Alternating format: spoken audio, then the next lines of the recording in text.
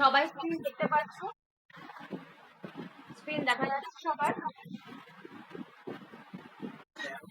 ওকে, তো আজকে কিন্তু আমরা ন্যায় দর্শনের পারসেপশন নিয়ে ক্লাসটা করব এবং ক্লাসের শেষে এখান থেকে সেট এবং সেট এসএলএসটি যে কোনো পরীক্ষায় কিন্তু এখান থেকে শুধু কোশ্চেন করে ন্যায় দর্শনের এই জায়গা পার্টটা কিন্তু ইম্পর্টেন্ট, তো ভালো করে বুঝবে।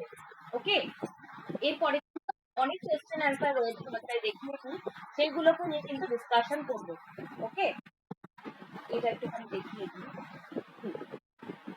দেখো অনেক কোশ্চেন রয়েছে, এই জায়গাগুলো থেকে তোমাদের কোশ্চেন আসছে। আমি প্রিভিয়াস এর কোশ্চেন রেখেছি, আর কিছু যেগুলো আসতে পারে সেগুলো কিন্তু রয়েছে, এগুলো একদম লাস্টে আমরা ডিসকাশন করবো আজকে। তো ক্লাসের শেষে যারা থাকবেন তারাই একমাত্র পিডিএফটা পাবে। ওকে, আমি পেইড ফ্রেন্ডদের জন্য বলছি না, যারা আমার কাছে পড়ো না তাদের জন্য বলছি, যারা ক্লাসে ছুটি থাকবে তারাই একমাত্র পাবে। ওকে, তো আমরা ক্লাস শুরু করে দিই।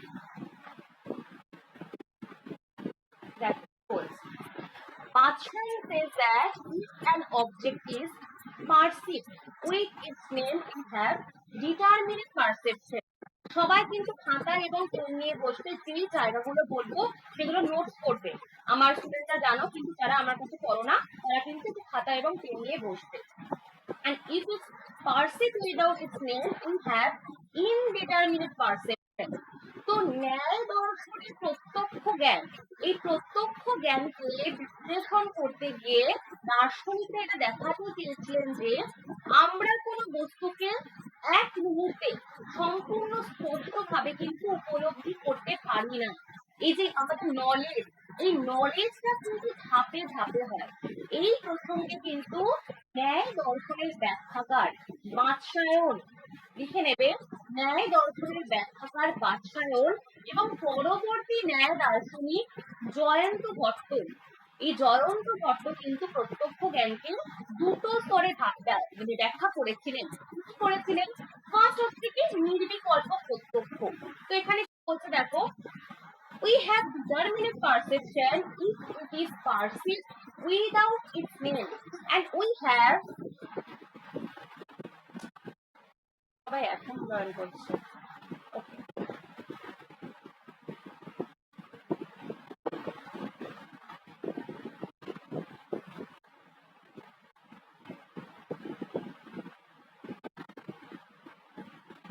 দেখো কি বলছে, we have determinate perception and if it's perceived without its name. তো ন্যায় দর্শনে কিন্তু বাৎসায়ন এবং জয়ন্ত ভট্ট প্রত্যক্ষ জ্ঞানকে কিন্তু স্তরে ভাগ করেছিলেন। একটা হচ্ছে নির্বিকল্প প্রত্যক্ষ, লিখে নেব, নির্বিকল্প প্রত্যক্ষ, আর একটা হচ্ছে সবিকল্প প্রত্যক্ষ। তো বাৎসায়ন কি বলেছিলেন? বাৎসায়নের মতে এবং সবিকল্প প্রত্যক্ষ বলতে তিনি কিভাবে ব্যাখ্যা করেছিলেন? তো বাৎসায়ন কিন্তু ন্যায় দর্শনের প্রাচীন ব্যাখ্যাকার ছিলেন এবং তিনি বলেছিলেন যে এই যে নির্বিকল্প প্রত্যক্ষ, এটা কি? যখন কোনো একটা বস্তু, ভালো করে বুঝবে, যখন কোনো একটা বস্তুকে নাম ছাড়া, কোনো একটা নাম ছাড়া উপলব্ধি করা হয়, তখন কিন্তু তাকে বলা হয় কি? নির্বিকল্প প্রত্যক্ষ। এখানে কিন্তু বস্তুর শুধুমাত্র একটা অনুভূতি হয়, কিন্তু আমরা সেটাকে নির্দিষ্টভাবে চিহ্নিত করতে পারি না। কোনো নাম, ধারণা বা কোনো শ্রেণী কিন্তু এখানে ব্যবহার করা হয় না। অর্থাৎ বাৎসায়ন বলেছেন যে এই জ্ঞানটা হচ্ছে অস্পষ্ট এবং অবর্ণিত।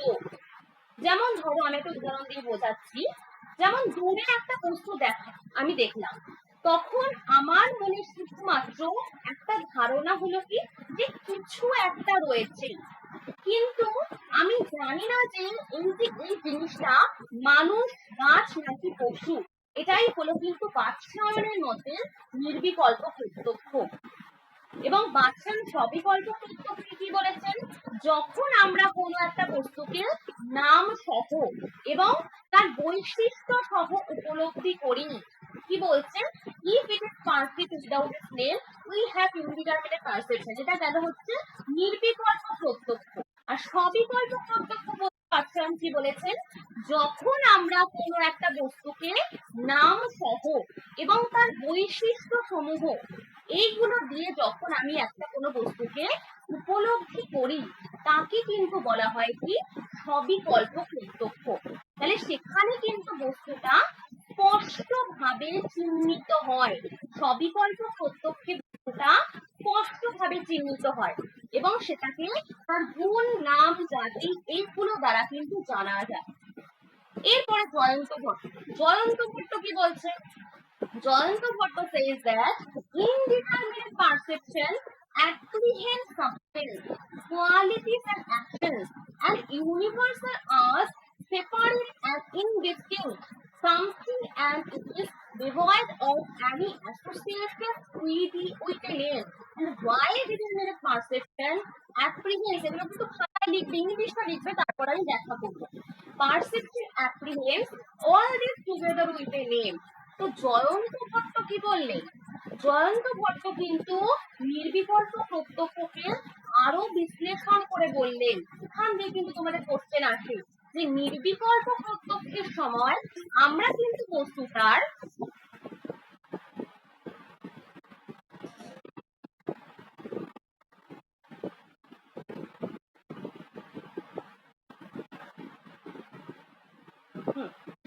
তো জয়ন্ত ভট্ট কি বললেন?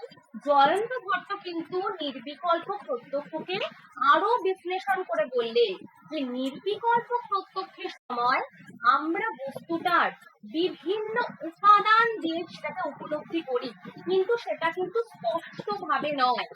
তিনি বললেন, জয়ন্ত ভট্ট বললেন, লিখে নেবে এগুলো, এই পর্যায়ে আমরা চারটে জিনিস অনুভব করি। সেগুলো কি কি? লেখো খাতায়। চারটে জিনিস অনুভব করি নির্বিকল্প প্রত্যক্ষে। সেগুলো কি কি?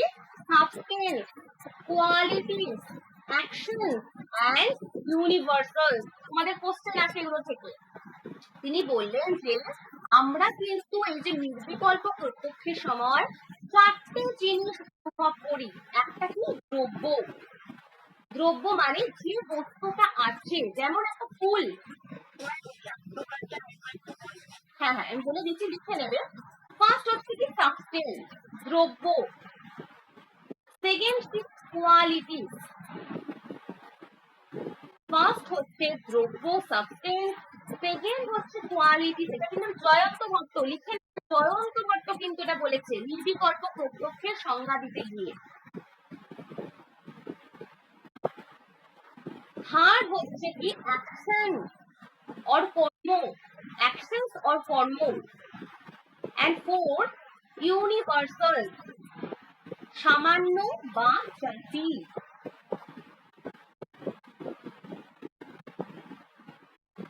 তাহলে জয়ন্ত ভট্ট নির্বিকল্প প্রত্যক্ষের সংজ্ঞা দিতে গিয়ে বললেন যে এই যে নির্বিকল্প প্রত্যক্ষে এই পর্যায়ে কিন্তু আমরা চারটে জিনিস অনুভব করি।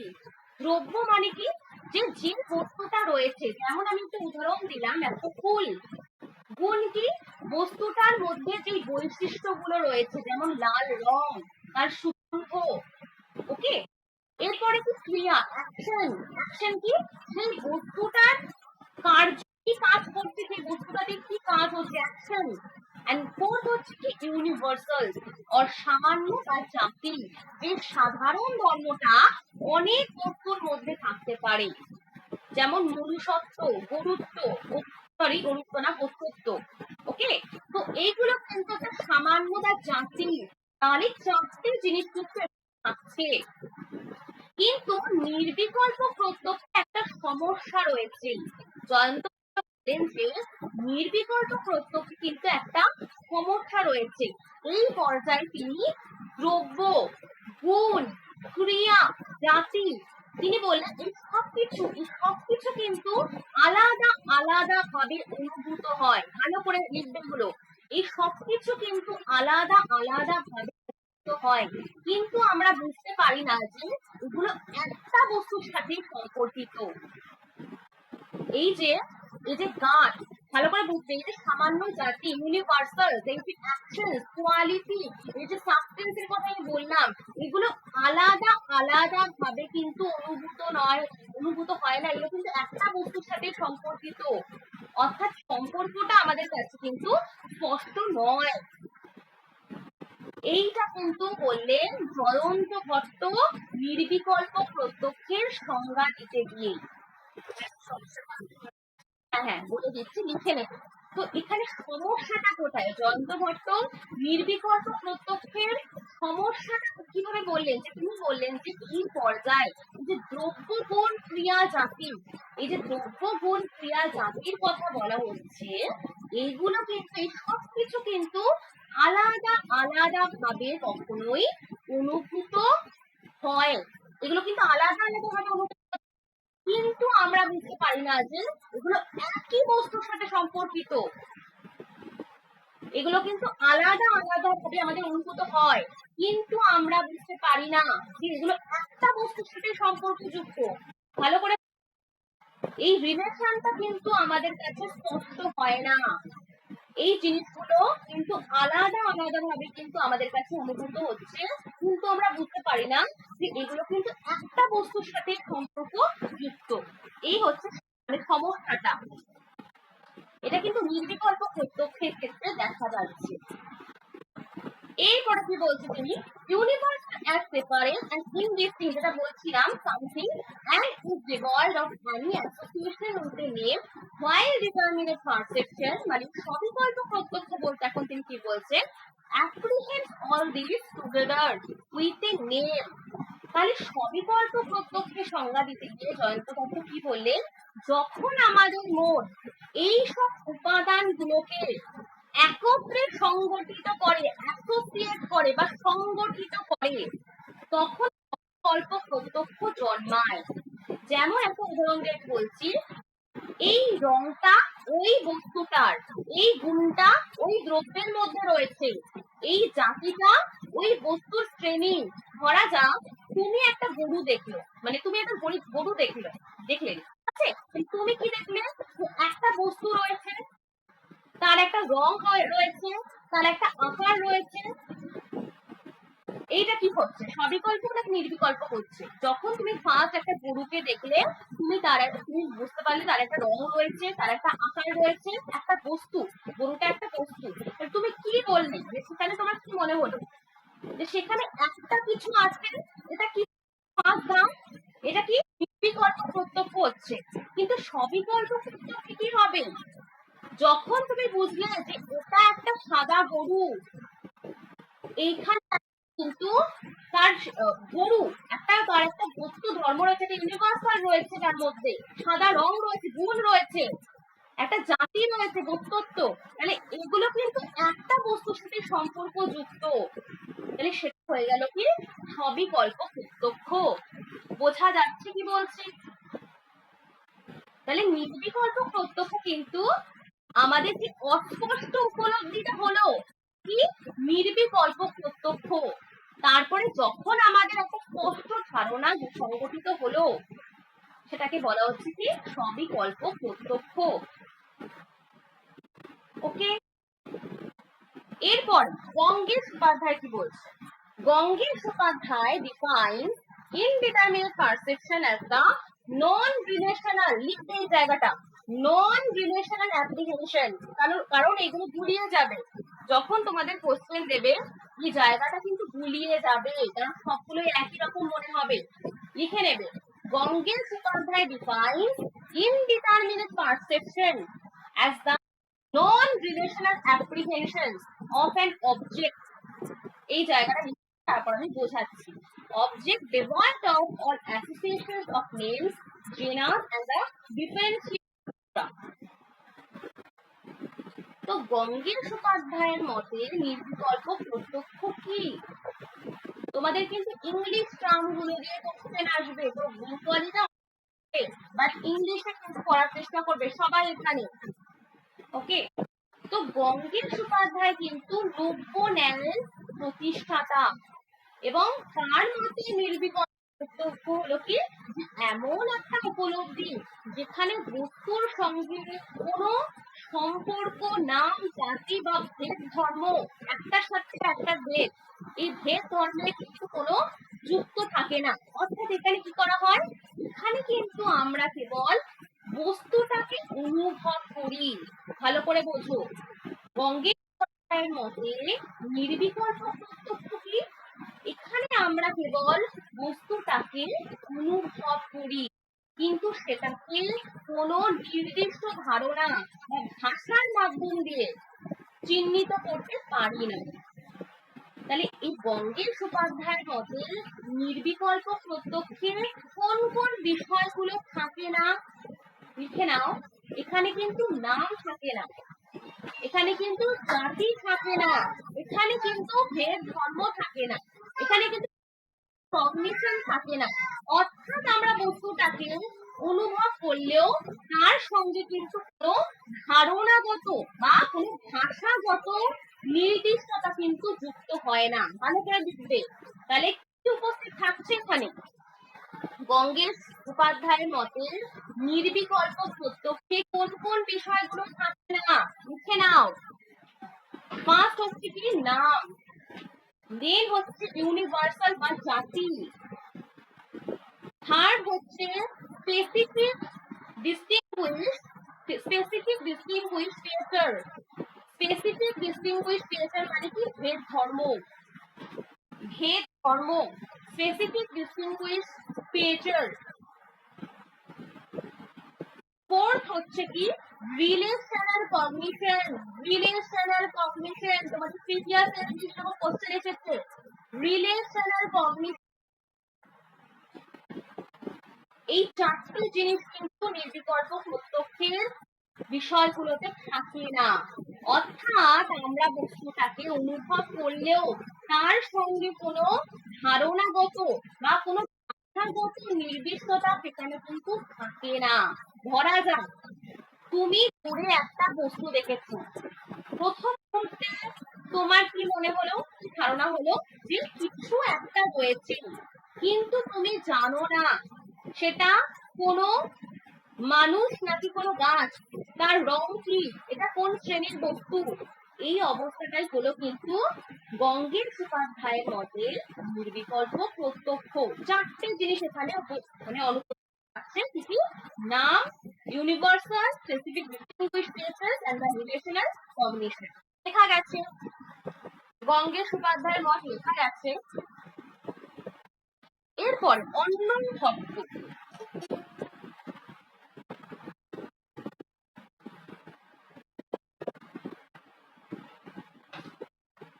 দেখো কি বলছে।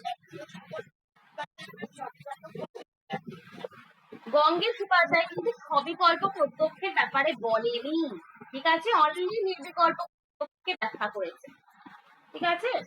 সবিকল্প প্রত্যক্ষ নিয়ে কিন্তু কোনো কথা বলেনি গঙ্গেশ উপাধ্যায়। অন্যন ভট্ট ডিফাইন্স, এরপরে Annam Bhatta defines it as the immediate apprehension. ভালো করে লিখবে, খাতায় লিখবে, তারপরে মানে ডেসক্রাইব করবো। Apprehension of an object as well as of its qualities, but without the knowledge of the relation between them.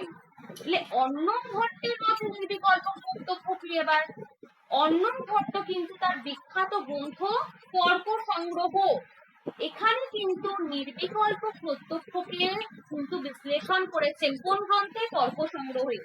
এবং নির্বিকল্প প্রত্যক্ষ হলো কি? অন্যন ভট্টের মতে নির্বিকল্প প্রত্যক্ষ, এই নির্বিকল্প প্রত্যক্ষ হলো কিন্তু একটা তাৎক্ষণিক উপলব্ধি, যেখানে আমরা বস্তু এবং তার গুণ, ভালো করে, যেখানে আমরা বস্তু এবং তার গুণ উভয়কে অনুভব করি। শুধুমাত্র বস্তু না, বস্তু এবং তার গুণ উভয়কে অনুভব করি, কিন্তু তাদের মধ্যে যে বস্তু এবং গুণ এই উভয়কে অনুভব করলাম, কিন্তু তাদের মধ্যে সম্পর্ক রয়েছে, সেই সম্পর্ক, সেই রিলেশনের কথা আমরা বুঝতে পারি না। ভালো করে বোঝো এই জায়গাটা। অন্যন ভট্টের মতে নির্বিকল্প প্রত্যক্ষ কি? সেটা কিন্তু একটা তাৎক্ষণিক উপলব্ধি, যেখানে আমরা বস্তু এবং তার গুণ, বস্তুর মধ্যে যে গুণটা রয়েছে সেই গুণটাকে আমরা অনুভব করছি, কিন্তু সেই বস্তু এবং গুণ তাদের মধ্যে যে পারস্পরিক সম্পর্ক রয়েছে সেটাকে আমরা বুঝতে পারি না।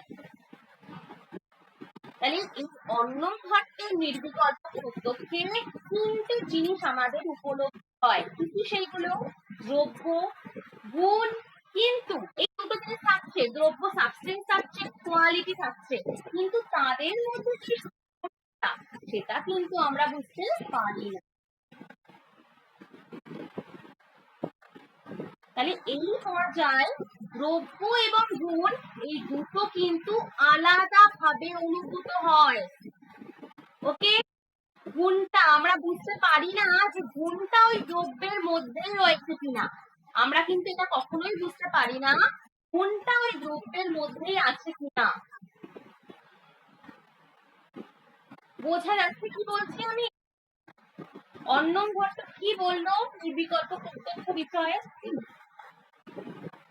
যে কি বললো এখানে, যে আমরা কিন্তু নির্বিকল্প প্রত্যক্ষ হলো এমন একটা উপলব্ধি যেখানে আমরা বস্তু এবং তার গুণ এই উভয়কে অনুভব করছি, কিন্তু তাদের মধ্যে সম্পর্কটা রয়েছে সেইটাকে আমরা বুঝতে পারি না। এটা কিন্তু গেল অন্নম ভট্টের মত। এরপর উইলিয়াম জেমস কি বলেছেন ইনডিটারমিনেট পারসেপশনের বিষয়? Indeterminate perception is mere acquaintance which William James calls raw unverbalized experience, while determinate perception is relational apprehension. লিখে নেবে। উইলিয়াম জেমস কি বলেছিলেন? উইলিয়াম জেমস কিন্তু এই যে নির্বিকল্প প্রত্যক্ষের বিষয় একটা মনোবৈজ্ঞানিক ধারণার সঙ্গে এটাকে তুলনা করেছেন। সেটা কি? র আনভার্বালাইজ, এই জায়গাটা লিখবে, র আনভার্বালাইজ এক্সপেরিয়েন্স। এখানে অভিজ্ঞতা আছে, এই নির্বিকল্প আমাদের অভিজ্ঞতা আছে, কিন্তু এটাকে আমি কখনো ভাষায় প্রকাশ করার মতো এটা কিন্তু নয়। এখানে আমাদের অভিজ্ঞতা হচ্ছে, তো এটাকে ভাষায় প্রকাশ করা যায় না। কি বললাম? এই জায়গাটা কিন্তু লিখবে উইলিয়াম জেমস ইনস্ট্যাক। হ্যাঁ, লিখে নাও। উইলিয়াম জেমস ইনস্ট্যাক লিখবে আনভার্বালাইজ এক্সপেরিয়েন্স, এই জায়গাটা লেখো খাতায়। তিনি বলেছেন যে হ্যাঁ, যে নির্বিকল্প প্রত্যক্ষ, এই নির্বিকল্প প্রত্যক্ষ সম্পর্কে আমরা কিন্তু অভিজ্ঞতা করতে পারি, এক্সপেরিয়েন্স করতে পারি, কিন্তু সেটাকে কখনো ভাষায় প্রকাশ করতে আমরা পারি না। ওকে, এটা কিন্তু তিনি বলেছেন। এরপর আমি চলে আসবো পারসেপশন। তো এখানে দেখো কি বলছে, perception is leveling ordinary or extra ordinary, লৌকিক অর অলৌকিক। তো ন্যায় দর্শনিক প্রত্যক্ষকে কিন্তু আরেক ভাবে ভাগ করা যায়, লৌকিক প্রত্যক্ষ, লৌকিক প্রত্যক্ষ ইংলিশ কি? অর্ডিনারি পারসেপশন, এবং অলৌকিক প্রত্যক্ষ extra ordinary perception. When the sense organs come into contact with the objects present to them in the usual way, we have লৌকিক পারসেপশন। তো প্রত্যক্ষকে কিন্তু আবারও ভাগে ভাগ করা যায়, লৌকিক প্রত্যক্ষ, অলৌকিক প্রত্যক্ষ। তো প্রথমে আমি চলে আসবো লৌকিক প্রত্যক্ষ কাকে বলে। অর্ডিনারি পারসেপশন, খাতায় যেন ইংলিশ করে থাকে, অর্ডিনারি পারসেপশন। তো এখানে অর্ডিনারি পারসেপশন বলতে কি বোঝানো হয়েছে? এই অর্ডিনারি পারসেপশন বা লৌকিক প্রত্যক্ষে কিন্তু ইন্দ্রিয় এবং বস্তু, ইন্দ্রিয় এবং বস্তুর কিন্তু সরাসরি সংযোগে উৎপন্ন হয়। যেমন আমি চোখ দিয়ে একটা ফুল দেখছি, এটা কি হবে? লৌকিক প্রত্যক্ষ হবে। কান দিয়ে আমি শব্দটাকে শুনছি, লৌকিক প্রত্যক্ষ। নাক দিয়ে আমি গন্ধ নিচ্ছি, লৌকিক প্রত্যক্ষ হবে। অলৌকিক বোঝানো হয়েছে, এখানে বলছে if the contact of the sense organ with the objects in the unusual way, লিখে নেবে খাতায়, unusual way, and the objects are not ordinarily present to the senses but are conveyed extraordinary medium, we have অলৌকিক perception. তো অলৌকিক perception এটা কিন্তু আমাদের ইন্দ্রিয়, আমাদের যে পঞ্চ ইন্দ্রিয় রয়েছে, চক্ষু, কর্ণ, নাসিকা, জিহ্বা, ত্বক, আমাদের যে পঞ্চ ইন্দ্রিয় রয়েছে, সেই পঞ্চ ইন্দ্রিয়ের সরাসরি কিন্তু সংযোগ ছাড়া এটা করতে পারে আনইউজুয়াল ও, এই জায়গাটাও কিন্তু ফোকাস করবে। Sense organ with object in the unusual way, অলৌকিক পারসেপশন, অলৌকিক প্রত্যক্ষ বা এক্সট্রা অর্ডিনারি পারসেপশন বলতে কি বোঝানো হয়? এটা কিন্তু ইন্দ্রিয় সরাসরি সংযোগ ছাড়া করতে পারে, এবং এটা 3 প্রকার: সামান্য লক্ষণ প্রত্যক্ষ, জ্ঞান লক্ষণ প্রত্যক্ষ এবং যোগজ প্রত্যক্ষ। তাহলে ন্যায় দর্শনে প্রত্যক্ষ জ্ঞানকে আমরা দুটো ভাগে ভাগ করলাম। নির্বিকল্প প্রত্যক্ষকে করলাম, সেটা হচ্ছে অস্পষ্ট ছিল, সেটা নামহীন ছিল, সম্পর্কহীন ছিল, এবং দ্বিতীয় ভাগে যেটা করলাম কি সবিকল্প প্রত্যক্ষ, সেটা কিন্তু স্পষ্ট, নাম সহ এবং সম্পর্ক যুক্ত। তাহলে লৌকিক প্রত্যক্ষকে ন্যায় মতে কি বললে যে যখন ইন্দ্রিয় সেন্স অর্গান লিখবে, ন্যায় মতে যখন লৌকিক প্রত্যক্ষ দিয়ে হেডিং করো অডিশন, তো ন্যায় মতে যখন ইন্দ্রিয় এবং বস্তুর মধ্যে একটা স্বাভাবিক বা প্রত্যক্ষ সংযোগ ঘটে, তখন যে জ্ঞানটা উৎপন্ন হচ্ছে তাকে বলা হয় কি লৌকিক প্রত্যক্ষ। অর্থাৎ এটা কিন্তু মানুষের দৈনন্দিন অভিজ্ঞতার মধ্যে ঘটে, এর জন্য কিন্তু কোনো অতিপ্রাকৃত এই শক্তির কোনো প্রয়োজন হয় না, যেটা কিন্তু অলৌকিক প্রত্যক্ষের ক্ষেত্রে প্রয়োজন হয়। একটা অতিপ্রাকৃত শক্তির ক্ষেত্রে কিন্তু প্রয়োজন হয়, অলৌকিক প্রত্যক্ষের ক্ষেত্রে এই লৌকিক প্রত্যক্ষের ক্ষেত্রে কিন্তু এটা হয় না। যেমন আমি কোনো জিহ্বা দিয়ে যেমন মিষ্টি স্বাদ গ্রহণ করলাম, বা না কোনো সুগন্ধ অনুভব করলাম, তো এইগুলো কিন্তু সবই হচ্ছে লৌকিক প্রত্যক্ষ। এবার কি বলছে দেখো, ordinary perception is of two kind, লিখে নেবে এগুলো। লৌকিক প্রত্যক্ষকে কিন্তু আবার দু ভাগে ভাগ করা হয়েছে, একটা কি ইন্টারনাল মানব প্রত্যক্ষ, আরেকটা কি এক্সটার্নাল বাহ্য প্রত্যক্ষ। তো ন্যায় দর্শনে আবার লৌকিক প্রত্যক্ষকে দু ভাগে ভাগ করা হয়েছে, মানসিক বা অন্তর্প্রত্যক্ষ বা মানুষ প্রত্যক্ষ, তিনটে কিন্তু বলা যায়, যে কোনো একটা দিয়ে আসবে। তো ইংলিশে একটাই রয়েছে ইন্টারনাল পারসেপশন, আর বাহ্য প্রত্যক্ষ এক্সটার্নাল পারসেপশন। তো প্রথমে আমি চলে আসবো মানস প্রত্যক্ষ কি, খাতায় হেডিং করবে মানস প্রত্যক্ষ। তো ন্যায় মতে এই যে মন কি, মন হচ্ছে একটা বিশেষ ইন্দ্রিয়, যাকে কিন্তু অন্তর ইন্দ্রিয় বলা হয়, ইন্টারনাল সেন্স অর্গান বলা হয়। মনকে কি বলা হয়? অন্তর ইন্দ্রিয়। এবং এই মন যখন আত্মার বিভিন্ন মানসিক অবস্থার সাথে সংযোগ স্থাপন করে, তখন যে জ্ঞানটা উৎপন্ন হয় তাকে কিন্তু এই যে আত্মপ্রত্যক্ষ বা মানস প্রত্যক্ষ বলা হয়। মানে ন্যায় মতে মন কি করা হয়, ন্যায় মতে মাত্র একটা বস্তুর সাথে কিন্তু সংযোগ স্থাপন করতে পারে। একটা বস্তুর সাথে আমাদের মন কিন্তু বিভিন্ন একই সময় কিন্তু করতে পারে না। ন্যায় মতে কিন্তু মন এক সময়, লিখো খাতায়, ন্যায় মতে মন এক সময় একটা বস্তুর সাথে সংযোগ স্থাপন করতে পারে, এবং এই সংযোগের মাধ্যমে আমরা আমাদের নিজস্ব মানসিক অবস্থাগুলো কিন্তু উপলব্ধি করি। এখানে কি বলছে দেখো, 5 external organs of sense internal organs comes into contact with the psychical state, and the processes like cognition, affection, conscious desire, and the feeling pleasure, and the aversion, etc. তো প্রথমেই কি বললো যে এই যে মন, ন্যায় মতে মন কিন্তু একই সময় মাত্র একটা বস্তুর সাথে কিন্তু সংযোগ স্থাপন করতে পারে। ওকে, এবং এই সংযোগের মাধ্যমে কিন্তু আমরা আমাদের নিজের মানসিক অবস্থাগুলো কিন্তু উপলব্ধি করি।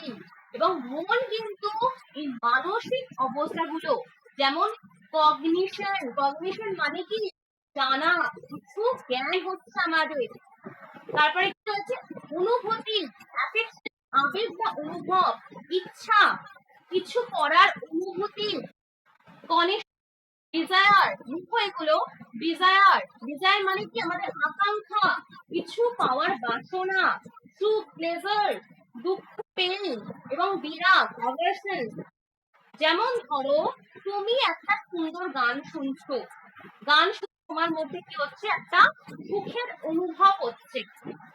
তখন তুমি মনে করছো যে গানটা তোমার ভালো লাগছে। এই যে সুখ বা ভালো লাগার যে একটা অনুভূতি হচ্ছে, সেটা কিসের দ্বারা প্রত্যক্ষ হচ্ছে? মনের দ্বারা কিন্তু প্রত্যক্ষ করা হচ্ছে। এবং যাকেই বলা হচ্ছে কি মানসিক প্রত্যক্ষ। যেমন আমি দুঃখ পাচ্ছি বা আমি আনন্দিত হচ্ছি, এই কথা কিন্তু আমার মন দ্বারাই প্রত্যক্ষ হচ্ছে। তো এটাকেই বলা হচ্ছে কি মানস প্রত্যক্ষ। তারপরে আমি চলে আসবো এক্সটার্নাল, বাহ্য প্রত্যক্ষ। বাহ্য প্রত্যক্ষ বলতে কি বোঝানো হচ্ছে, দেখো কি দিয়েছে এখানে। বাহ্য প্রত্যক্ষ বলতে বলছে if it is of 5 points of visual organ of sight, sound, touch, taste, and smell, respectively, when they come into contact with the external object, and the external sense organs are composed of material elements of earth, water, fire, air, ether, and therefore it senses the particular quality of element. Thus, the sense organ of smell is composed of the atoms of earth and perceives smell, which is the specific quality of earth, and so on. তো এবার আমি চলে আসবো external perception. লিখে নেবে খাতায়, external perception or বাহ্য প্রত্যক্ষ বলতে কি বোঝানো হয়েছে? যখন বাহ্য ইন্দ্রিয় বাহ্য বস্তুর সাথে সংযোগ স্থাপন করে, তখন কিন্তু তাকে বলা হয় কি বাহ্য প্রত্যক্ষ। তাহলে মানুষের মধ্যে কিন্তু 5টা প্রধান বাহ্য ইন্দ্রিয় রয়েছে। মানুষের মধ্যে কিন্তু 5টা প্রধান বাহ্য ইন্দ্রিয় রয়েছে। সেগুলো কি কি? চক্ষু, কর্ণ, নাসিকা, জিহ্বা এবং ত্বক। তাহলে চোখ দিয়ে আমরা কি করি? আমরা দেখি। কর্ণ কি কাজ করে? আমরা শুনি। ত্বক দিয়ে স্পর্শ করি। জিহ্বা দিয়ে কি করি? কোনো স্বাদ গ্রহণ করি। আর নাসিকা দিয়ে আমরা গন্ধ নিই। এই যে ইন্দ্রিয়গুলোর মাধ্যমে কিন্তু আমরা পৃথিবীর বিভিন্ন বস্তু সম্পর্কে জ্ঞান লাভ করতে পারছি।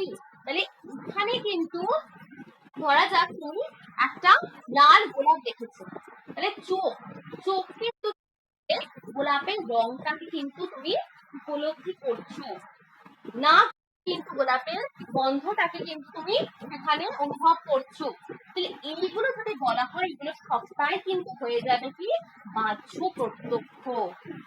তাহলে লৌকিক প্রত্যক্ষের আমরা দুটো ভাগ করে পেলাম, কি একটা বাহ্য প্রত্যক্ষ আর একটা মানস প্রত্যক্ষ। এবং লৌকিক প্রত্যক্ষ কিন্তু একটা ইন্দ্রিয় এবং বিষয় এবং ইন্দ্রিয় বিষয়ের মধ্যে কিন্তু একটা সংযোগের ফল। এটা কিন্তু মানুষের দৈনন্দিন অভিজ্ঞতার মধ্য দিয়ে ঘটে এই লৌকিক প্রত্যক্ষ। এইরকম একটা কোশ্চেন এসেছিল আগের বার, এবং এটা কিন্তু সরাসরি আমাদের জ্ঞান প্রদান করে। এই লৌকিক প্রত্যক্ষ দিয়ে কিন্তু আমরা সরাসরি কিন্তু কোনো নলেজ পাই। ক্লিয়ার হয়েছে লৌকিক প্রত্যক্ষ? সবার ক্লিয়ার হয়েছে? এরপরে দেখো, এবার চলে আসবো আমি সন্নিকর্ষ। ভেরি ভেরি ইম্পর্টেন্ট সন্নিকর্ষ। তাহলে প্রাচীন নোয়েলদের মতে, প্রাচীন আমি আগের দিন ক্লাসে রূপে বলেছিলাম এটা, যে প্রাচীন ন্যায় দর্শনে কিন্তু অলৌকিক প্রত্যক্ষকে কিন্তু স্বীকার করা হয় না।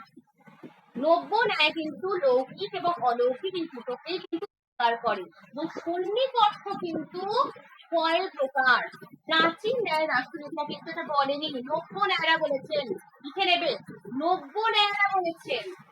লিখে নাও, প্রাচীন ন্যায়রা কিন্তু এই সন্নিকর্ষের কনসেপ্টের কথা বলেনি। তো সন্নিকর্ষের কনসেপ্টের কথা কারা বলেছেন? নব্য ন্যায়রা বলেছেন। নব্য ন্যায়রা কিন্তু 6 প্রকারের সন্নিকর্ষের কথা বলেছেন। এই 6 প্রকার সন্নিকর্ষগুলি কি কি? ফার্স্ট দেখো কি রয়েছে, এটা কিন্তু নব্য ন্যায়রা বলেছেন, এটা কিন্তু প্রাচীন ন্যায়রা কিন্তু বলেনি এটা। ফার্স্ট হচ্ছে কি? সংযোগ। সংযোগ সন্নিকর্ষ। এখান থেকে তোমাদের প্রচুর কোশ্চেন আসে, তো আমি আজকে এই জায়গাটায় ফোকাস করব। সংযোগ সন্নিকর্ষ। সেকেন্ড, সংযুক্ত সমবায় সন্নিকর্ষ। সংযোগ সন্নিকর্ষ, সংযুক্ত সমবায় সন্নিকর্ষ, সংযুক্ত সমবেত সমবায় সন্নিকর্ষ। 4 হচ্ছে সমবায় সন্নিকর্ষ, সমবেত সমবায় সন্নিকর্ষ। লাস্ট বিশিষ্ট বিশেষণ ভাব সন্নিকর্ষ। প্রথমে আমি চলে আসবো সংযোগ সন্নিকর্ষ কি। ভালো করে বুঝবে এগুলো, এগুলো দিয়ে কিন্তু কোশ্চেন আসে তোমাদের অনেক অনেক অনেক। According to Lobonas, both parts and wholes are perceived through conjunction contact. তো কি বলছে? সংযোগ সন্নিকর্ষ, ভালো করে সেটাই লেখো। এই যে সংযোগ সন্নিকর্ষ হয়, এটা কাদের মধ্যে হয়? অবয়ব এবং অবয়বী দুটো দ্রব্যের মধ্যে যখন সরাসরি সংযোগ হয়, ভালো করে বুঝবে, দুটো দ্রব্যের মধ্যে যখন সরাসরি সংযোগ হয়, যখন কোনো ইন্দ্রিয় বা কোনো সেন্স অর্গান, এবং লিখে নেবে খাতায়, এগুলো তোমাদের বুঝতে হবে ভালো করে। যখন কোনো ইন্দ্রিয় এবং কোনো বস্তু বা কোনো অবজেক্ট সরাসরি যুক্ত হয়, তখন সেই সংযোগের ফলে, যখন কোনো ইন্দ্রিয় এবং কোনো বস্তু সরাসরি যুক্ত হয়, তখন সেই সংযোগের ফলে যে প্রত্যক্ষ জ্ঞানটা জন্মায় তাকে বলা হয় কি? সংযোগ সন্নিকর্ষ। এখানে দুটো বিষয় গুরুত্বপূর্ণ, খাতায় লিখবে। দুটো দ্রব্যের মধ্যে হতে হবে এবং তাদের মধ্যে সরাসরি সম্পর্ক থাকতে হবে, সরাসরি। ওকে, দুটো দ্রব্যের মধ্যে হতে হবে এবং তাদের মধ্যে সরাসরি সম্পর্ক থাকতে হবে, এবং এই কারণে সংযোগ সন্নিকর্ষকে বলা হয় কি? সাক্ষাৎ সম্বন্ধ। এটা দিয়ে কোশ্চেন আসে। এই কারণে সংযোগ সন্নিকর্ষকে বলা হয় কি? সাক্ষাৎ সম্বন্ধ।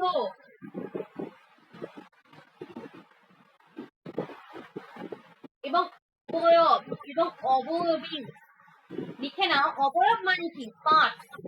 কোন জিনিসের যে পার্টে বিভক্ত থাকে, একটা টেবিলের কতগুলো পার্ট রয়েছে, সেটাকে বলা হচ্ছে কি? অবয়ব। আর অবয়বী এটা মানে কি? হোল। তাহলে অবয়ব মানে বুঝতে হবে যে অংশগুলোকে মিলিয়ে একটা বস্তু তৈরি হচ্ছে, যে অংশগুলোকে মিলিয়ে একটা বস্তু গঠিত হয়, সেটা হয়ে যায় কি? অবয়ব। এবং যে সমগ্র বস্তুটা, যেমন টেবিল একটা সমগ্র, এই সমগ্র বস্তুটা হয়ে যায় কি? অবয়বী।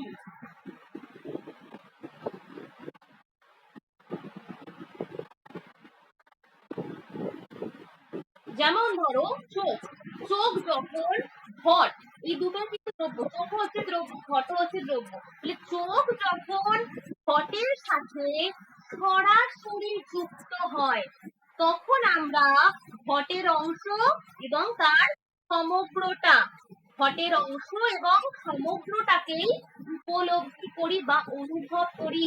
এই উপলব্ধির কারণটাই কি? সংযোগ সন্নিকর্ষ।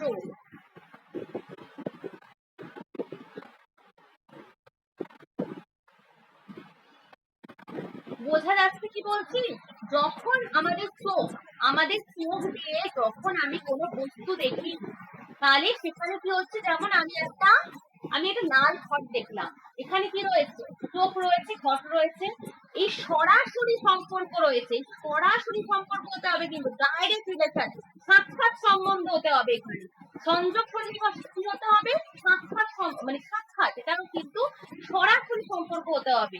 এই সরাসরি সম্পর্কের ফলে আমরা ঘটের অস্তিত্বটাকে উপলব্ধি করছি, এটাকেই বলা হচ্ছে কি সংযোগ সন্নিকর্ষ। এবার ধরো তোমাকে দিয়েছে কোশ্চেন, এই ধরনের কোশ্চেন এসেছে, ন্যায় দর্শনে, বলো তোমরাই বলবে, ন্যায় দর্শনে সেলফ এবং মাইন্ড, আত্মা এবং মন, এই আত্মা এবং মনের সাথে কি ধরনের সম্পর্ক রয়েছে বলো। আত্মা এবং মনের সাথে সংযোগ সন্নিকর্ষ রয়েছে। এটা কিন্তু উভয় দ্রব্য, আত্মা এবং মন এই দুটো কিন্তু উভয় দ্রব্য, এবং যখন মনের সাথে আত্মার সংযোগ স্থাপন হয় তখন আমরা আত্মার যে গুণগুলোকে উপলব্ধি করি, সুখ দুঃখ ইচ্ছা জ্ঞান, এবং এই উপলব্ধিগুলো কিন্তু আত্মারই প্রত্যক্ষ, সেটাও দ্রব্য, এবং এই দ্রব্যের সাথে দ্রব্যের যে প্রত্যক্ষ হচ্ছে সেটাই হয়ে যায় কি সংযোগ সন্নিকর্ষ। তাহলে ভালো করে খাতায় লিখে নাও, আমি লিখিয়ে দিচ্ছি এগুলো যেন খাতায় লেখা থাকে। দুটো দ্রব্যের মধ্যে ফার্স্ট পয়েন্ট, দুটো দ্রব্যের মধ্যে সম্পর্ক থাকতে হবে। সেকেন্ড পয়েন্ট, সরাসরি সংযোগের ওপর নির্ভরশীল, সরাসরি সংযোগের ওপর নির্ভরশীল সাক্ষাৎ সম্বন্ধ হতে হবে। থার্ড, বাহ্য প্রত্যক্ষ মানস প্রত্যক্ষ, বাহ্য প্রত্যক্ষ মানস প্রত্যক্ষ, এক্সটার্নাল পারসেপশন, ইন্টারনাল পারসেপশন উভয় ক্ষেত্রেই সংযোগ সন্নিকর্ষ হয়। লেখা গেছে এক্সটার্নাল পারসেপশন, ইন্টারনাল পারসেপশন, বাহ্য প্রত্যক্ষ মানস প্রত্যক্ষ উভয়ের ক্ষেত্রেই সংযোগ সন্নিকর্ষ হয়। লেখা গেছে, বলো লেখা গেছে। ওকে, এরপরে আমি চলে আসবো সংযুক্ত সমবায়। এইটা আরেকটু ডিফিকাল্ট রয়েছে, ভালো করে বুঝবে। সংযুক্ত সমবায়, তো এখানে কি বলছে, when the eye perceives the color, when the eye perceives the color of a font, the concept involved is সংযুক্ত সমবায়. In this case, the relation between the eye and the color is not direct. আগেরটা কি ছিল আগেরটা? Direct. তো এগুলো কিন্তু ছোট ছোট পয়েন্ট করে খাতায় লিখবে, কোনটা ডাইরেক্ট কোনটা নন ডাইরেক্ট লিখে নেবে। In this case, the relation between the eye and the color is not direct but mediate. তো এই সংযুক্ত সমবায় সন্নিকর্ষ বলতে বোঝায় এমন একটা সম্পর্ক এখানে কি হয়, যেখানে কিন্তু ইন্দ্রিয়, আমাদের যে ইন্দ্রিয় রয়েছে সেই ইন্দ্রিয় কিন্তু প্রথমে কোনো সাবস্টেন্স বা কোনো দ্রব্য, ভালো করে বুঝবে, ইন্দ্রিয় কিন্তু প্রথমে কোনো দ্রব্যের সাথে কিন্তু সংযোগ স্থাপন করে। ফার্স্ট পয়েন্ট লিখবে, ইন্দ্রিয় কি করলো, দ্রব্যের সাথে সংযোগ স্থাপন করলো, এবং সেই দ্রব্যের মধ্যে বা অ্যাকশন, কর্মটা রয়েছে, সেই দ্রব্যের মধ্যে যে গুণ বা কর্ম থাকে তা সমবায় সম্পর্কের মাধ্যম দিয়ে, সমবায় সম্পর্ক কিসের মাধ্যম দিয়ে হয়, দ্রব্য এবং গুণের মধ্যে কিন্তু সমবায় সম্পর্ক থাকে।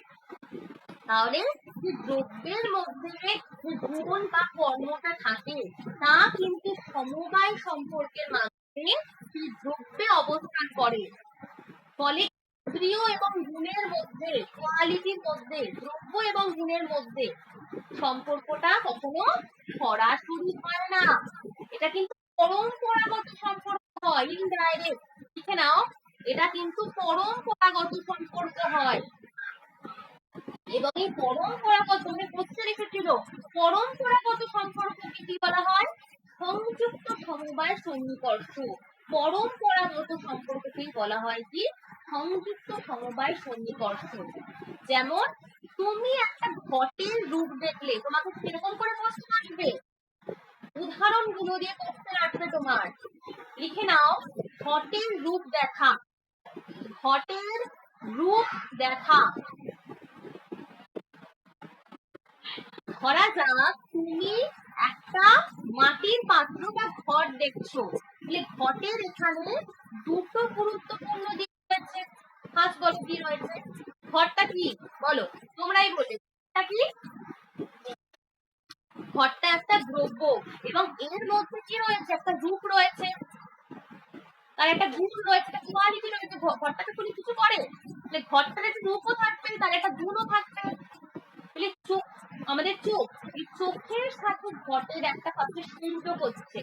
ভালো করে বুঝবে, চোখের সাথে ঘটের কি হচ্ছে? সংযোগ হচ্ছে। সংযোগ সন্নিকর্ষণ দ্রব্যের হয়, চোখ এবং ঘট দুটোই দ্রব্য। এরপর সেকেন্ড পয়েন্ট, ঘটের মধ্যে রূপ, এই রূপটা, এই রূপ গুণটা রয়েছে ঘটের মধ্যে। এই রূপ গুণটা সমবায় সম্পর্কের মাধ্যমে অবস্থান করে। কারণ সমবায় সম্পর্ক কিসের দুটো জিনিসের দ্বারা হয়? দ্বারা হয়। হার্ট, হার্ট কি হবে? চোখের সাথে রূপ, এই চোখের সাথে রূপের কি সম্পর্ক? ইনডাইরেক্ট সম্পর্ক। চোখের সাথে রূপের কিন্তু ইনডাইরেক্ট সম্পর্ক, পরম্পরাগত সম্পর্ক। চোখের সাথে ঘটটা প্রথমে কানেকশন হলো, চোখের সাথে চোখটা ঘটের সাথে যুক্ত হলো এবং ঘটের রূপটা সমবায় সম্পর্কের মাধ্যমে থাকে। তাই ওই রূপের মধ্যে যে সম্পর্কটা হবে সেটা হয়ে যাবে কি? সংযুক্ত সমবায় সন্নিকর্ষ। কেন এটাকে পরম্পরাগত সম্পর্ক বলা হচ্ছে? ভালো করে বুঝো, খুব ক্রিটিক্যাল আছে এগুলো, ভালো করে বুঝতে হবে, অনেকে ভুল করে আসে এগুলো। এখানে কেন পরম্পরাগত বা ইনডাইরেক্ট কথাবার্তা বলা হচ্ছে? এখানে চোখ, এই চোখের সাথে সরাসরি রূপের সাথে কিন্তু যুক্ত নয়। চোখটা কিন্তু রূপের সাথে সরাসরি যুক্ত নয়। কোন দেখো কারণ, কারণ চোখটা সরাসরি যুক্ত হয় ঘটের সাথে, রূপের সাথে না। ঘটের রূপের সাথে যুক্ত হচ্ছে না, ভালো করে বুঝবে। চোখটা সরাসরি যুক্ত হচ্ছে সাথে, ঘটের সাথে, রূপের সাথে কিন্তু নয়। রূপটা সরাসরি কিন্তু যুক্ত নয়, বরং ঘটের মধ্যে সমবায় সম্পর্কের মানে মাধ্যমে থাকে। ঘটের মধ্যে কিন্তু রূপটা থাকে, ভালো করে বোঝো। ঘটের তো রূপটা থাকছে, বোঝা যাচ্ছে? ঘটের তো রূপ থাকে একটা, ঘটের তো কোয়ালিটি থাকছে, কিন্তু চোখের সাথে কিন্তু সেই রূপের কোনো সরাসরি সম্বন্ধ নেই। তাহলে চোখের সাথে রূপের সম্পর্কটা কি হচ্ছে? পরম্পরাগত। তাহলে ন্যায় দর্শনে এই সংযুক্ত সমবায় দর্শটা কোথায় করছে? প্রথমে হচ্ছে যখন আমরা কোনো বস্তুর গুণটাকে উপলব্ধি করি। একটা ফুলের লাল রং দেখছি, যখনই তোমরা দেখবে যে একটা গুণ দেখাচ্ছে সেই সম্পর্কটা। ফুলের একটা লাল রং দেখছি, যখন কোশ্চেন এরকম আসবে, ফুলের লাল রং দেখা। আমের হলুদ রংটা দেখছি, পাথরের কঠিনত্ব এটাকে অনুভব করছি। এই কিন্তু সংযুক্ত সমবায় সন্নিকর্ষ হয়।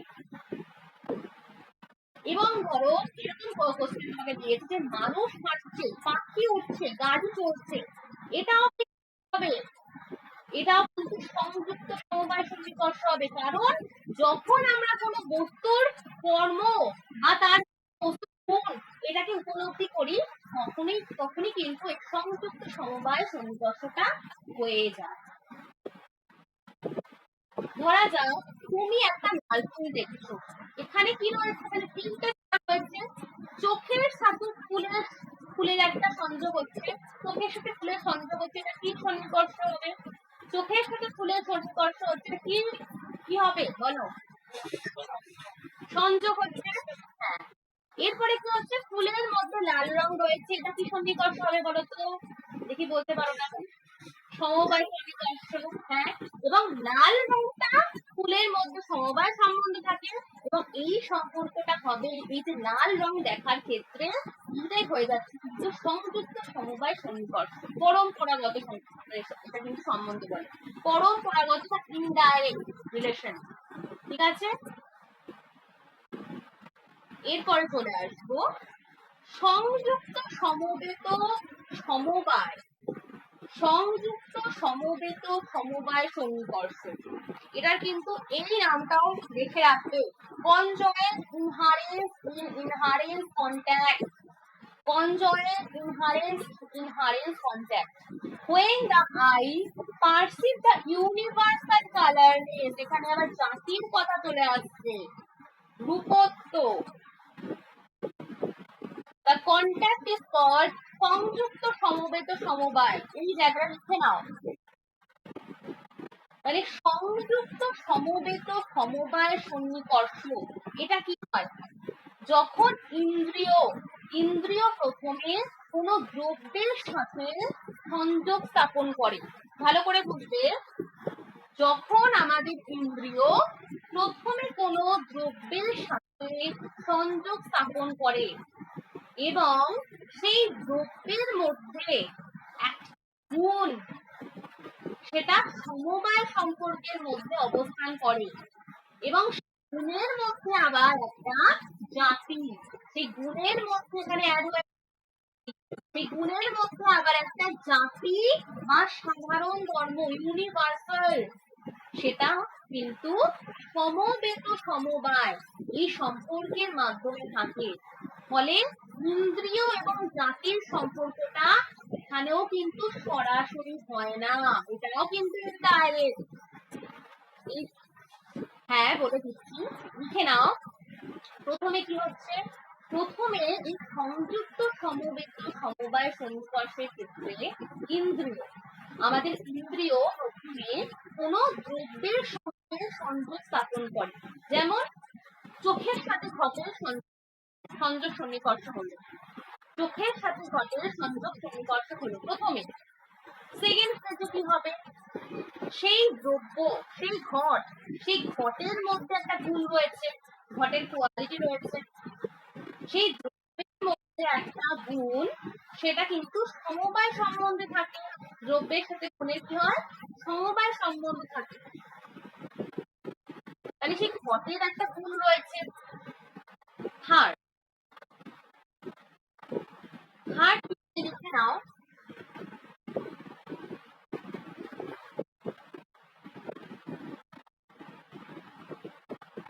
সেই গুণের মধ্যে, সেই যে গুণ, সেই গুণের মধ্যে, সেই কালারের মধ্যে, সেই রূপের মধ্যে আবার রূপত্ব জাতি, সেটা কিন্তু সমবেত সমবায়, যেখানে জাতির কথা বলা হচ্ছে।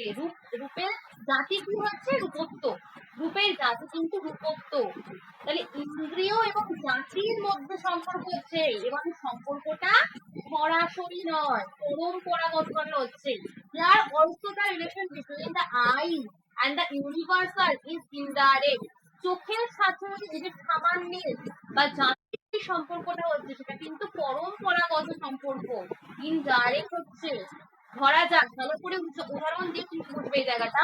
The chain of relative is the eye is conjoined with the pot. In the pot, color inheres, and in that color, the universal colorless inheres. তো এখানে কিন্তু ভালো করে বোঝো, একটা উদাহরণ দিয়েছি তোমাদের, এই উদাহরণটা দিয়ে দেখো কোশ্চেন চলে আসতে পারে।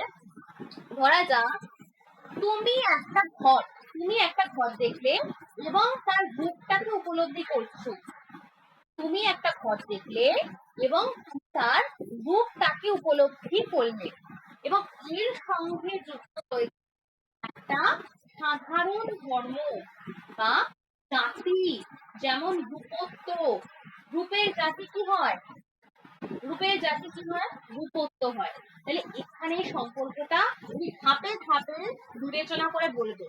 চোখের সাথে ঘটের কি সন্নিকর্ষ হলো, চোখের সাথে সংযোগ সন্নিকর্ষ হলো এবং ঘটের মধ্যে রূপটা সমবায় সম্পর্ক আছে, ঘটের আর রূপের মধ্যে এই সম্পর্কটা দ্রব্যের সাথে গুণের সমবায় সম্পর্ক, এবং সেই রূপের মধ্যে কি হয়, রূপত্ব জাতি, সেই রূপের মধ্যে কি জাতি, ইউনিভার্সাল, যেটা সেটা কিন্তু সমবেত সমবায়, এই সমবেত সমবায় সম্পর্কের মধ্যে থাকে এবং এই পরম্পরাগত সম্পর্ককেই বলা হচ্ছে কি সংযুক্ত সমবেত সমবায় সন্নিকর্ষ, সংযুক্ত সমবেত সমবায় সন্নিকর্ষ। ওকে, এইভাবে কিন্তু ধাপে ধাপে বুঝতে হবে। তাহলে এখানে চোখ, এই চোখের সাথে সরাসরি রূপত্ব জাতিটি রয়েছে, রূপত্ব জাতির কিন্তু সরাসরি সম্পর্কযুক্ত হয় না। চোখ কিন্তু সরাসরি যুক্ত হয় ঘটের সাথে, চোখ কিন্তু সরাসরি যুক্ত হয় ঘটের সাথে। ঘটের মধ্যে কিন্তু রূপ থাকে সমবায় সম্পর্কের মাধ্যমে, এবং রূপের মধ্যে রূপত্ব জাতি থাকে সমবেত সমবায়। এরকম করে ছোট ছোট পয়েন্ট করে লিখবে। রূপের মধ্যে রূপত্ব জাতি কিন্তু সমবেত সমবায় সম্পর্কের মাধ্যমে কিন্তু থাকে। অতএব আমাদের এই ইন্দ্রিয় এবং জাতির মধ্যে সম্পর্কটা কিন্তু ইনডাইরেক্ট, এটা কিন্তু পরম্পরাগত সম্পর্ক। বোঝা যাচ্ছে? যেমন ধরো এই যে লাল রং, এই লাল রং দেখে তার রূপত্ব, ঠিক আছে, লালত্বটাকে আমি উপলব্ধি করলাম।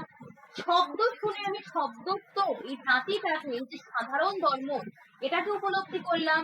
মিষ্টি স্বাদ পেয়ে আমি সাধত্ব, এইটাকে উপলব্ধি করলাম। তাহলে এই সব গুণের ক্ষেত্রে কিন্তু কি হয়ে যাবে? সংযুক্ত সমবেত সমবায়। দেখো আরেকটা উদাহরণ দিয়ে বোঝাচ্ছি। যেমন ধরো চোখ, এই চোখের সাথে ফুলের একটা কিন্তু সংযোগ সন্নিকর্ষ প্রথমে হয়েছে, এবং ফুলের মধ্যে কি রয়েছে? লাল রং রয়েছে। এটা কি সন্নিকর্ষ হবে? ফুলের মধ্যে লাল রংটা রয়েছে, দ্রব্যের সাথে সমবায়। লাল রং একটা গুণ, লাল রং একটা গুণ, এবং সেই গুণের মধ্যে কি রয়েছে? রূপত্ব জাতি, রূপত্ব নামক একটা সাধারণ ধর্ম রয়েছে। তাহলে এই সম্পর্কটা কি হয়ে যাবে? সংযুক্ত সমবেত সমবায় সন্নিকর্ষ। ক্লিয়ার হয়েছে? ঠিকভাবে বুঝতে পারছো তো? আমি বোঝাতে পারছি তো তোমাদের ঠিক করে? বলো, সবটা ক্লিয়ার হচ্ছে? একদম পরিষ্কার ভাবে? ওকে, এরপরে চলে আসবো সমবায়। এইভাবে কিন্তু বুঝে বুঝে করতে হবে, ধাপে ধাপে, ঠিক আছে? এগুলো দিয়ে তোমাদের কোশ্চেন আসে খুব। সমবায় সন্নিকর্ষ, সমবায় সন্নিকর্ষ এবার when the ear perceives sound the contact invert, তোমাদের বেশিরভাগ দেখেছি এই যে সমবায় সন্নিকর্ষ থেকে এই উদাহরণটা দিয়ে কোশ্চেন আসে। এই যে sound is a quality of ether, এই একটা উদাহরণ দিয়ে তোমাদের কোশ্চেন আসে বেশিরভাগ টাইম। তো ear organ is nothing but a portion of ether limited by the ear cavity. তো এটা কিন্তু লিখে নেব। তো সমবায় সন্নিকর্ষ, তো ন্যায় দর্শনে কিন্তু যে শব্দ, ন্যায় দর্শনের শব্দ হলো কিসের গুণ? আকাশের গুণ। অর্থাৎ যেমন রং, এই রংটা কিন্তু কোনো একটা বস্তুর গুণ, বস্তুর মধ্যে রং রয়েছে, তেমনি শব্দ হলো কিন্তু আকাশের গুণ। এবং কর্ণেন্দ্রিয়, এই কানের, এটা আমাদের কান, কানের গহ্বরের মধ্যে কিন্তু আকাশটা কিন্তু সীমাবদ্ধ হয়ে রয়েছে। এই জন্যই আকাশকে কি বলা হয়? কর্ণেন্দ্রিয় যুক্ত গুণ। এই যে এখানে কিন্তু বলা হচ্ছে শব্দ হচ্ছে কি আকাশের গুণ, লিখে নেবে। এবং কর্ণেন্দ্রিয়, এটা কিন্তু আমাদের কান, ঠিক আছে, কান ইন্দ্রিয়। এই শব্দ কিন্তু সেই আকাশের গুণ, যা কি কর্ণেন্দ্রিয়। এখানে গুণ এবং গুণের সম্পর্ক, দ্রব্য এবং গুণের সম্পর্ক, দ্রব্য এবং গুণের মধ্যে যে সম্পর্ক থাকে সেটাই হয়ে যায় কি? সমবায় সম্বন্ধ। যেমন ধরো যখন আমরা কোনো একটা শব্দ শুনছি, ওকে, যখন আমরা কোনো একটা শব্দ শুনি, তাহলে এখানে কর্ণেন্দ্রিয় এবং শব্দ, শব্দ কি আকাশের গুণ, এদের মধ্যে যে সম্পর্কটা থাকে সেটা কি হয়ে যাচ্ছে? দ্রব্য এবং গুণের মধ্যে সম্পর্ক, এবং এই সম্পর্কটাকে বলা হচ্ছে কি? সমবায় সম্বন্ধ। শব্দ হলো আকাশের গুণ, এবং এই দ্রব্য এবং গুণ মধ্যে হয়ে যায় কি? সমবায় সম্বন্ধ। কর্ণেন্দ্রিয় দিয়ে যখন আমি শব্দকে প্রত্যক্ষ করার সময় সমবায় সন্নিকর্ষটা হবে। তো তোমাদের কিন্তু এই একটাই উদাহরণ দিয়ে কোশ্চেনটা আসছে। দেখেছি যে সমবায় সন্নিকর্ষের ক্ষেত্রে sound is a quality of ether, এটা কোন ধরনের সন্নিকর্ষ? এটা কিন্তু সমবায় সন্নিকর্ষ। সমবেত সমবায়, সমবেত সমবায় সন্নিকর্ষ এখানে কি বলা হচ্ছে, when we perceive sound we also perceive the universal soundness শব্দত্ব present in that sound and the perception of this universal through the ear offers by সমবেত সমবায় contact. The relation is sound exists in ether and the universal soundness inheres in sound. তো সমবেত সমবায় সন্নিকর্ষ তাই point করবে, সমবেত সমবায় সন্নিকর্ষ বলতে কি সন্নিকর্ষকে বোঝাচ্ছে, কোনো একটা কোয়ালিটি, কোনো একটা গুণ যখন একটা দ্রব্যে সমবেত থাকে, নাও কোনো কোয়ালিটি বা গুণ যখন কোনো দ্রব্যে থাকে এবং সেই গুণের মধ্যে যখন আবার একটা জাতি, সেকেন্ড ফার্স্ট পয়েন্ট কি বললাম, কোন গুণ যখন দ্রব্যে সমবেত থাকে, সেকেন্ড সেই গুণের মধ্যে আবার একটা ইউনিভার্সাল একটা জাতি সমবায় সম্পর্কের মাধ্যমে থাকে, সেই গুণের মধ্যে আবার একটা জাতি যখন সমবায় সম্পর্কের মাধ্যমে থাকে এবং ইন্দ্রিয় আমাদের যখন সেই ইন্দ্রিয় দিয়ে ওই গুণের মাধ্যম দিয়ে আমরা জাতিটাকে প্রত্যক্ষ করি। অর্থাৎ এখানে সম্পর্কটা কিন্তু দুটো স্তরের হচ্ছে। প্রথমে দেখো আমি একটা উদাহরণ দিয়ে বোঝালে সুবিধা হবে, শব্দ, এই শব্দ কিসের গুণ, আকাশের, আমরা সবাই জানি এই শব্দ হচ্ছে আকাশের গুণ এবং প্রতিটা শব্দের মধ্যে জাতি থাকে, সেটা কি সাউন্ডনেস বা শব্দত্ব জাতি, প্রতিটা শব্দের মধ্যে শব্দত্ব জাতি রয়েছে। যেমন ধরো আমি উদাহরণ দিলাম যে ঘন্টার শব্দ, মানুষের কথা বলা, পাখির ডাক, এইগুলো কিন্তু আলাদা আলাদা শব্দ, ঘন্টার শব্দ আর মানুষের কথা বলা কিন্তু একরকম, পাখির ডাক কিন্তু আলাদা আলাদা, কিন্তু এদের মধ্যে একটা সাধারণ ধর্ম রয়েছে। সাধারণ ধর্মটা বলতে পারবে কি, এদের মধ্যে সাধারণ ধর্মটা কি, শব্দত্ব। মানে ন্যায় মতে কিন্তু এই যে শব্দত্ব, এইটা প্রতিটা শব্দের মধ্যে কিন্তু একটা জাতি রয়েছে, সেটাই হচ্ছে কিন্তু সমবেত সমবায়। তাহলে শব্দত্ব কিন্তু শব্দের সমবায় সম্পর্কের মাধ্যমে থাকে এবং এই কারণে শব্দত্ব প্রত্যক্ষের ক্ষেত্রে যে সন্নিকর্ষটা ঘটছে তাকে বলা হয় কি সমবেত সমবায় সন্নিকর্ষ। তাহলে এই সন্নিকর্ষ কিন্তু দুটো সম্পর্ক রয়েছে, লিখে নাও এই সম্পর্কগুলো, এই সন্নিকর্ষে লিখে নাও সমবেত সমবায় সন্নিকর্ষে দুটো সম্পর্ক আছে। ফার্স্ট সমবেত সম্পর্ক, সমবেত সম্পর্ক শব্দ আকাশে সমবেত থাকে, শব্দ আকাশে কি থাকে, সমবেত থাকে। সেকেন্ড পয়েন্ট সমবায় সম্পর্ক, সমবায় সম্পর্ক শব্দত্ব, এটা সাউন্ডনেস, এই সাউন্ডনেস কিন্তু প্রতিটা শব্দের মধ্যে রয়েছে, সেটা পাখির ডাক হতে পারে, মানুষের কথা বলা হতে পারে, আলাদা আলাদা রকম শব্দ আছে, এই প্রত্যেক যা যা শব্দ রয়েছে শব্দের মধ্যে কিন্তু এই যে শব্দত্ব এই জাতিটা থাকবে। তাহলে শব্দত্ব শব্দের মধ্যে সমবায় সম্পর্কের মাধ্যমে থাকে এবং এই দুটো সম্পর্ক যে তৈরি হচ্ছে, এই দুটো সম্পর্কের সমন্বয়, সমবেত সম্পর্ক আর সমবায় সম্পর্ক, এই দুটো সম্পর্কের সমন্বয় কিন্তু তৈরি হয়ে যাচ্ছে কি সমবেত সমবায় সন্নিকর্ষ। বলো ক্লিয়ার হয়েছে?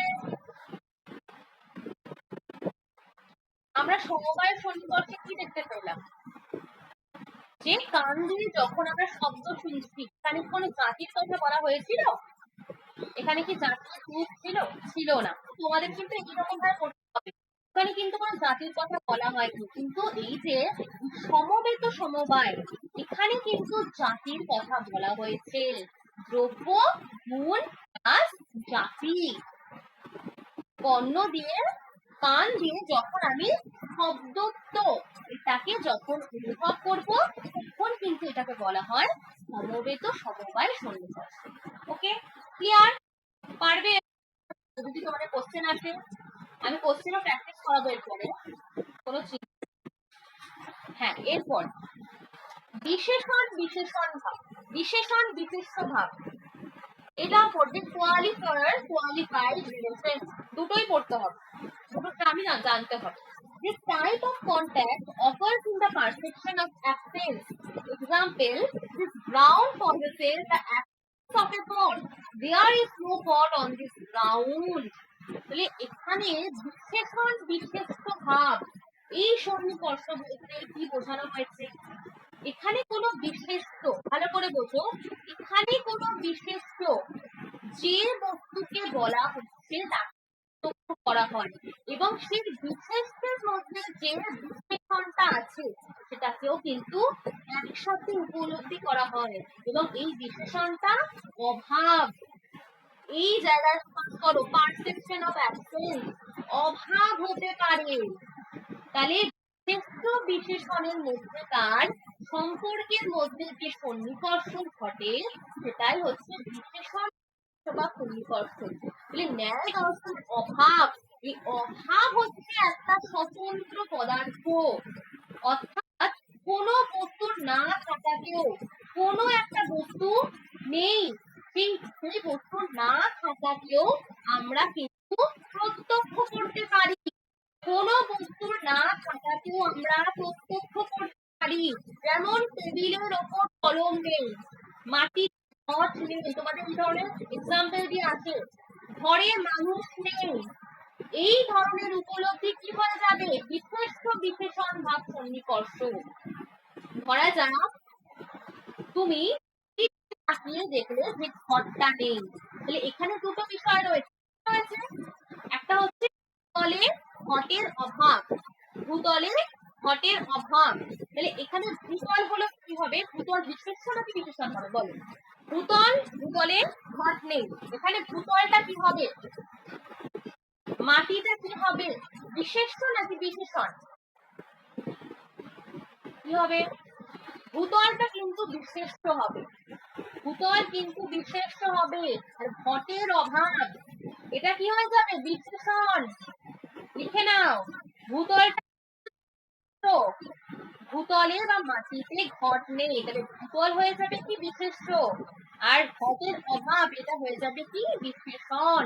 তাহলে এই যে ভূতল হচ্ছে ঘটাভাব বিশেষ্য, এখানে ভূতলকে বিশেষিত, ঘটের অভাবটা ভূতলকে বিশেষিত করছে কি? ঘটের অভাব। তাহলে এখানে দেখো ভালো করে বুঝবে, চোখ, আমাদের চোখ, এই চোখ দিয়ে প্রথমে ভূতলের সাথে আমি কি করলাম? মাটির সাথে একটা সংযোগ সন্নিকর্ষ স্থাপন করলাম এবং ভূতলের একটা ধর্ম কি? ঘটের অভাব, ঘট সেখানে নেই। তাই ভূতলকে দেখার সময় মাটিকে যখন আমি দেখছি, সেই ভূতলের যে বিশেষণ, ঘটের অভাব বিশেষণটা, সেটাও কিন্তু উপলব্ধি হচ্ছে এবং এই সম্পর্কের মাধ্যম দিয়ে কিন্তু অভাবের প্রত্যক্ষ করছে। তাহলে এই সন্নিকর্ষে দুটো গুরুত্বপূর্ণ জিনিস রয়েছে, একটা কি? বিশেষ্য, বিশেষ্য যেই বস্তুটা হচ্ছে মূল বিষয়, ভূতল এখানে মূল বিষয়, ভূতলে ঘটটা নেই, ভূতল কিন্তু মূল বিষয়, তাহলে ভূতলটা কি হয়ে যাবে? ভূতলটা হয়ে যাবে কি? বিশেষ্য। লিখে নাও, বিশেষ্য হচ্ছে যেটা হচ্ছে মূল বিষয়, আর বিশেষণ কি? বিশেষণ হচ্ছে যে ধর্ম বা অবস্থা যেটা বিশেষ্যকে বিশেষিত করে, যেমন ঘটের অভাব, এবং বিশেষ্য বিশেষণ ভাব সন্নিকর্ষ এটা কিন্তু মূলত ঘটে অভাব প্রত্যক্ষের ক্ষেত্রে। The ground possesses the absence of a pot. ভূতলে ঘট নেই, এটা শুধুমাত্র ঘটে অভাব প্রত্যক্ষের ক্ষেত্রে। ইন্দ্রিয় কিন্তু সরাসরি অভাব সঙ্গে যুক্ত হয় না, ইন্দ্রিয় কিন্তু প্রথমে, আমাদের যে ইন্দ্রিয় রয়েছে প্রথমে বিশেষ্য ভূতলের সাথে কিন্তু যুক্ত হলো। ইন্দ্রিয় দিয়ে আমাদের চোখ দিয়ে আমি দেখলাম যে ঘরটা নেই নেগেটিভ, এবং সেই বিপক্ষের বিজ্ঞান হিসাবে আমাদের অভাবের উপলব্ধি হলো যে অভাব প্রত্যক্ষ থাকলেই সেখানে কিন্তু এই বিশেষ্য বিশেষণ বা সন্নিকর্ষটা হয়ে যাবে। বলো ক্লিয়ার হয়েছে? ক্লিয়ার? ভালো করে ক্লিয়ার হয়েছে সবার? কোশ্চেন, এবার আমি কোশ্চেন নিয়ে ডিসকাশন করব। তো চলে আসি কোশ্চেনে।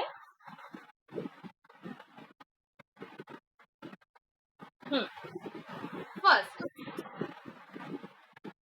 তোমরাই অ্যান্সার দিতে পারবে, কারণ আমি যেইভাবে বুঝিয়েছি ওইভাবে খাতায় যদি নোট করা থাকে সব কটা কোশ্চেনের অ্যান্সার দিতে পারবে।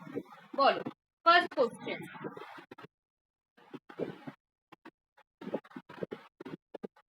না বুঝতে পারলেও বলতে আমি বেঙ্গলিটা তোমাদের বলে দেবো কি বলতে চাইছি, আগে তোমরা বুঝো।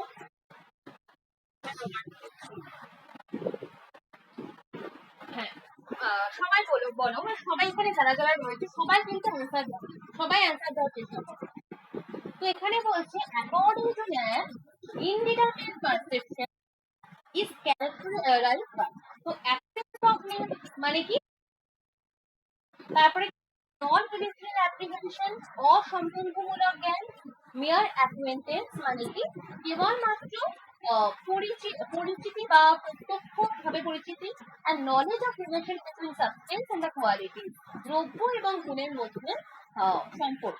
তো এখানে কি হয়ে যাবে 1 2 and 3 একদম ঠিক অ্যান্সার দিয়েছো। এরপরের question, according to Bernstein determinant perception occurs when, বলো বার্নস্টাইনের মতে সবিকল্প তথ্য।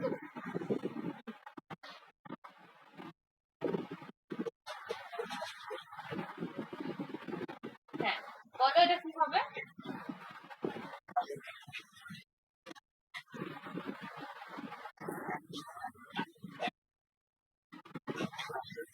অপশন বি, একদম এটা কিন্তু হবে না, উইদাউট পেনটা কখনোই হয় না সেটা।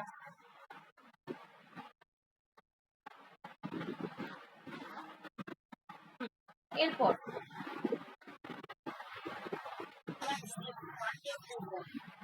1 1 2 3 একদম। এরপর বঙ্গের সুকান্ত নির্বিকল্প প্রত্যক্ষে যে সংজ্ঞাটা দিয়েছিল,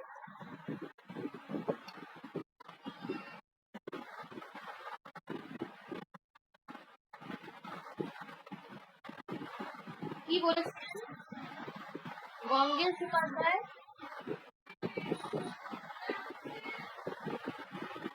গঙ্গেশ উপাধ্যায় 1 2 and 4 একদম। তো যারা কিন্তু এভাবে করবে না অ্যান্সার দিতে পারবে। হ্যাঁ হ্যাঁ 1 2 and 4 গঙ্গেশ উপাধ্যায় কি বলেছিলেন? নন রিলেশনাল অ্যাপ্লিকেশন, এখানে অসম্বন্ধমূলক জ্ঞানের কথা বলেছিলেন। ডিভয়েড অফ নেম, নামবিহীন জ্ঞানের কথা বলেছিলেন নির্বিকল্প প্রত্যক্ষের সংজ্ঞা দিতে গিয়ে, কিন্তু এটা বলেনি যে অ্যাসোসিয়েট উইথ জেনাস এন্ড ডিফারেন্সিয়া, জাতি এবং বিশেষ দ্বারা নির্ধারিত জ্ঞান কখনোই কিন্তু এরা বলেনি তার সংজ্ঞা। ফ্রি ফ্রম কনসেপচুয়াল রিলেশন, যেটা কিন্তু বলেছে ধারণাগত সম্পর্ক থেকে মুক্ত। হ্যাঁ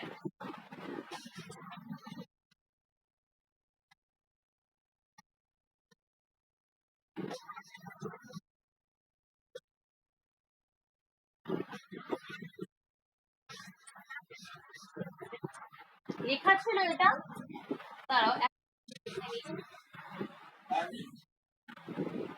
আচ্ছা দাঁড়াও 1 মিনিট,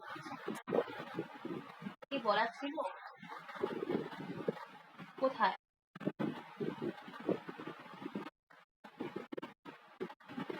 এই যে বঙ্গেশ উপাধ্যায় এটা কি বলছে, নন relational apprehensions of an object devoid of all association of name, genus, differentiation, etc. কি বলছে এবার নন রিলেশনাল এখানে বলা হচ্ছে, মানে কি বলা হচ্ছে এখানে মনে হচ্ছে এটা হবে না, ঠিক আছে? তো নন রিলেশনাল ওখানে কথাটাই আলাদা রয়েছে, নন রিলেশনাল যে রয়েছে বাট এখানে কি বলছে আজকে কিন্তু জেনারেল এন্ড ডিফারেন্সিয়াল দুটো কিন্তু আলাদা, ঠিক আছে? নির্বিকল্প পদ্ধতি কখনো দ্বারা নির্ধারিত জ্ঞান হতে পারে না, ঠিক আছে? কারণ এখানে তো নির্বিকল্প প্রত্যক্ষিত তো কোনো মানে আমি তো ওরকম কোনো বিষয়টা সম্বন্ধে কিছু পাচ্ছিই না, হতে পারে দেখো আমার তো একটা ধারণা হচ্ছে কিন্তু বস্তুটা কি জানতে পারছি যে প্রত্যক্ষে যে বস্তু কি সেটা কি জানা যায়? তোমাদের কি মনে হয়? তাহলে আমার মনে হচ্ছে এটা হবে না, ঠিক আছে? ওয়ান টু তৈরি কারেক্ট। এরপরে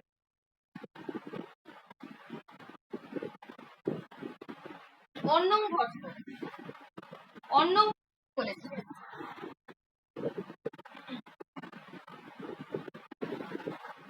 বলো অন্নং ভট্ট কি বলেছিলেন নির্বিকল্প প্রত্যক্ষের সংজ্ঞা সেটা কি?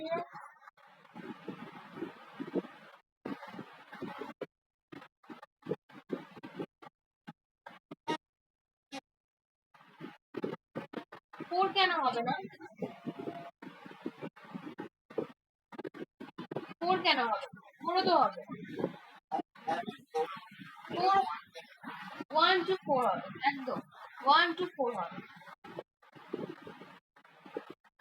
লৌকিক পারসেপশন অকার্স হয় না, বলো কোশ্চেন কিন্তু লৌকিক পারসেপশন কখন হয়? লৌকিক কখন হয়? ফার্স্ট কি বলছে sense organ contact object normal ইন্দ্রিয় যখন বিষয়ের সাথে কানেক্ট হয় সংযোগ হয় অবজেক্টস আর প্রেজেন্ট টু দ্য সেন্সেস বস্তু বা বিষয় যখন নিজের সামনে উপস্থিত থাকে perception occurs through extraordinary medium, এটা তো হবেই না, এক্সট্রাঅর্ডিনারি মিডিয়াম সেখানে। One four. এরপর ordinary perception is divided into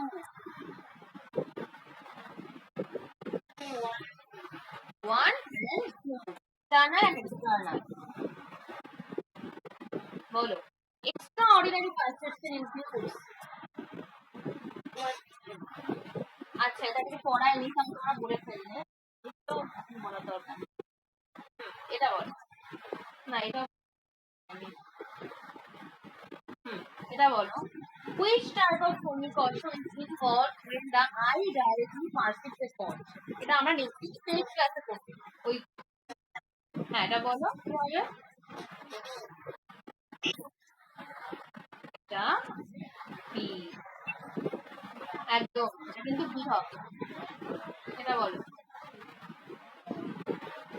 when the eye perceives the color of a thought, দেখো কালার অফ এ thought সংযুক্ত সমবায়, সংযুক্ত সমবায় প্রিভিয়াস ইয়ার কোশ্চেন, বলো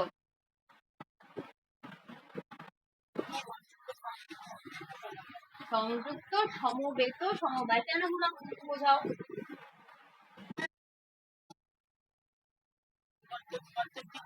হুম হুম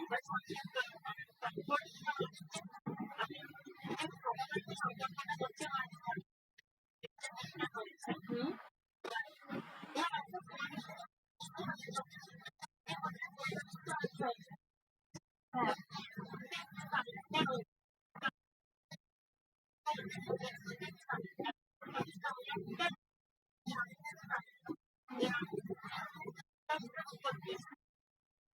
হ্যাঁ এক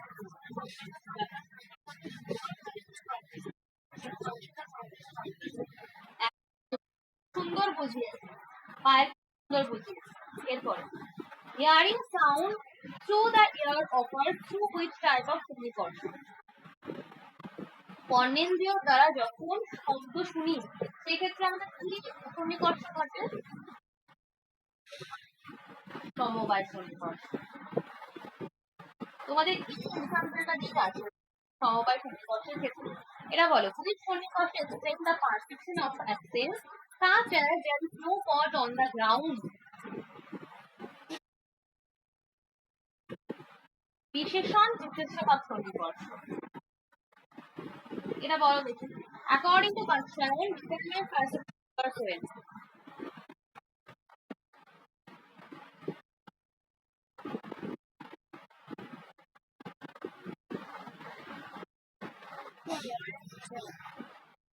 1 and 3 একদম। তো আজকে আমরা 20টা কোশ্চেন প্র্যাকটিস করলাম, ঠিক আছে? একদম ঠিক বলেছো, 1 and 3 হবে না। তো তোমরা বুঝতে পেরেছো তো যা যা মানে আজকে আমি প্র্যাকটিস করালাম? বুঝতে পেরেছো তো? মানে যে কনসেপ্ট ক্লিয়ার হয়েছে তো, যে লৌকিক প্রত্যক্ষ, লৌকিক সন্নিকর্ষ, লৌকিক প্রত্যক্ষের বিভাগগুলো, সন্নিকর্ষ কত প্রকার, এগুলো ক্লিয়ার হয়েছে তো সবটা? আজকে আছে পারা যাবে তো কোশ্চেন? ঠিক আছে। এরপরে আমরা পিএইচ গ্রুপের অলৌকিক প্রত্যক্ষ কিন্তু করব, অলৌকিক সন্নিকর্ষের যে বিভাগগুলো রয়েছে সেগুলো করব, ঠিক আছে? ওকে, তোমাদের আর কিছু বলার রয়েছে?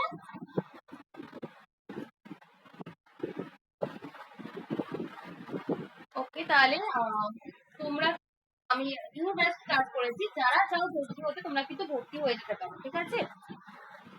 অনেকে জয়েন করে যাচ্ছে নিউ ব্যাচে, যারা যারা চাও তোমরা হয়ে যেতে পারো নিউ ব্যাচে।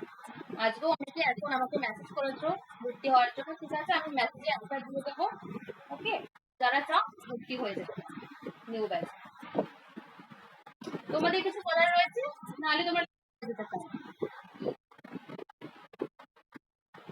আর আমাদের মক টেস্ট শুরু হয়েছে, ওকে? যারা যারা এনরোলমেন্ট করবে মক টেস্টের জন্য শুধু, তারা কিন্তু করে নিতে পারো মাত্র 600 টাকা দিয়ে, ঠিক আছে? ওয়ান টাইম পেমেন্ট, ওটা দিয়ে কিন্তু তোমরা এনরোল করে নিতে পারো মক টেস্ট। যারা যারা চাও তোমরা কিন্তু করে নিতে পারো, ঠিক আছে? কারো কিছু বলার রয়েছে? নাহলে তোমরা লেট করে দেবে।